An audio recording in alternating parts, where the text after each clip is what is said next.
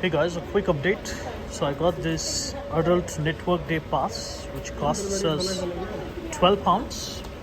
It would take you from the airport to the city center. You can also use this on the same day in any of the trams and buses within the city of Edinburgh. Please note that it's valid just for the same day and not 24 hours from the time of purchase.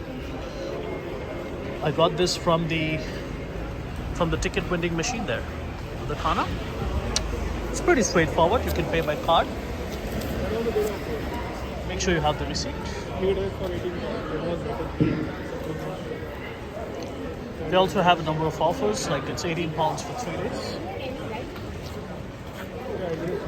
So this is how you take the tram.